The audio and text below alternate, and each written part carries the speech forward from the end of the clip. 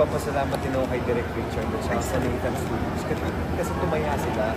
I never considered myself as an action star or doing action films. Pero the way Direk Richard, yung buong proseso niya, ginawa niya akong action star dito sa pelikula ko. So I'm just very happy that I'm part of it.